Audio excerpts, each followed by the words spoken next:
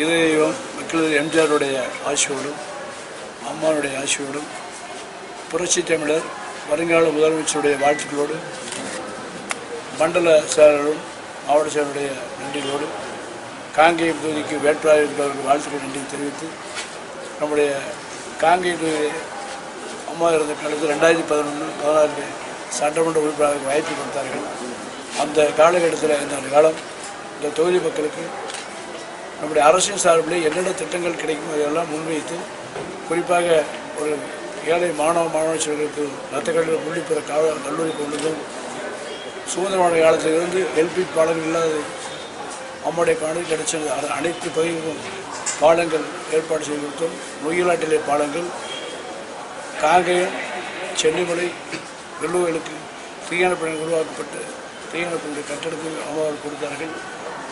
காங்கேயத்துக்கும் வெள்ளுவயலுக்கும் மின்மயனும் கொடுத்து அழகு பார்த்தார்கள். இப்படி காங்கேயம் தொகுதிக்கு தேவையான அடிப்படை வசதிகள் தேவையான செய்து கொடுத்து 5 ஆண்டு காலம் நம்முடைய காவல்துறைக்கு ஏற்றுநர் இந்த சட்டமன்ற அலுவலகம் ஒரு 24 நேரம் வாரத்துக்கு 7 நாட்களும் கட்சியை வந்து சென்றவர்களுக்கு ஒரு அமைப்பாக உருவாகி எல்லோரும் அதை கட்சியின் நிர்வாகிகளும் பொதுமக்களும் கலந்து கொண்டு வாரத்தில் 7 நாட்களும் அது ஆஃபீஸ் செயல்பட காரணத்தால் உடனுக்குடன் பிரச்சனை தீர்க்கப்பட்டது. அதேபோல் வாரத்தில் ஒரு நாள் வெள்ளுகோயில் அலுவலகத்திலும் வாரத்தில் ஒரு நாள் செல்லுமலை அலுவலகத்தில் ஆஃபீஸ் அலுவலகம் சென்று மக்களுடைய குறைகளை கேட்டதில்தான் ஒட்டுமொத்த மக்களும் மிகப்பெரிய வாய்ப்பு கொடுத்தார்கள். காங்கேயம் தொகுதியிலே போன சட்டமன்ற தேர்தலில் இதுவரை யாரும் பெற்றாத வாக்குகள் 42 வாக்குகள் வித்தியாசம் வெற்றி செய்தார்கள்.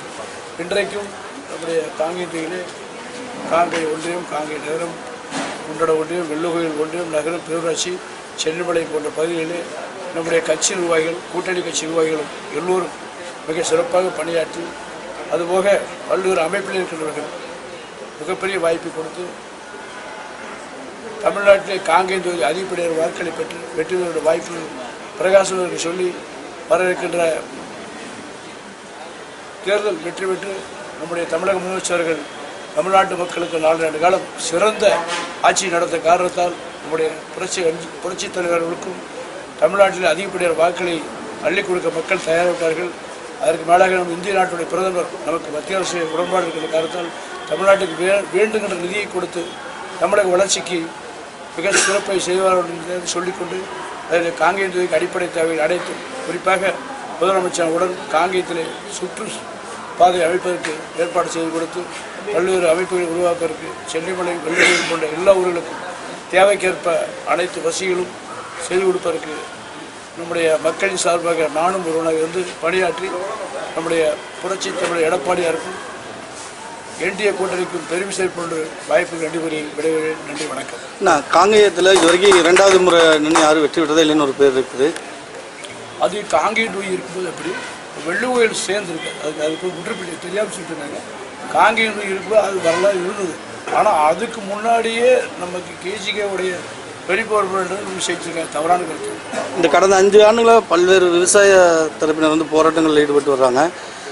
இனாம் நல பிரச்சனை சிவன்மலை பகுதியில் கூட இருக்குது. அது குறித்து உங்கள்கிட்ட சிவன்மலை மட்டுமல்ல, இனாம் பிரச்சனைக்கு நம்முடைய புரட்சி தமிழர் எடப்பாடி முதலமைச்சர் அவர்கள் அதை கண்டறிந்து தமிழ்நாடு இருக்கின்ற அனைத்து பிரச்சனையும் சரி அந்த இனாம் பிரச்சனையை முற்றுப்புள்ளி வைத்து உரிய இடம் உள்ளவர்களுக்கு அதை செய்து கொடுப்பார். வாக்குறுதி கொடுத்தவர்கள் நிச்சயமாக செய்து கொடுப்பார்கள். மக்கள் தொகுதியில் மக்கள் வரவேற்பு ரொம்ப சிறப்பாக இருக்கும். சர்வே எடுத்துப்பாரு ரொம்ப பிரயாசம்.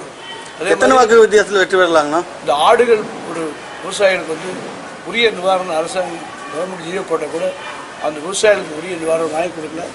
முதலமைச்சரோட முதல் கவனத்தில் எடுத்து சென்று அந்த ஆடுகளுக்கு விவசாயிகள் மிகப்பெரிய பாதிப்பு உள்ளாடிக்கிறாங்க. ஒரு 15 ஆடு இருந்தால் 10,000 தான் பாதிக்கிறாங்க. அது உடனடியாக அந்த தீர்வு கண்டு யாருக்கு அந்த அரசுடைய உதவியோட உடனடியாக ஒரே மாதம் பெற்றுக்கணும்.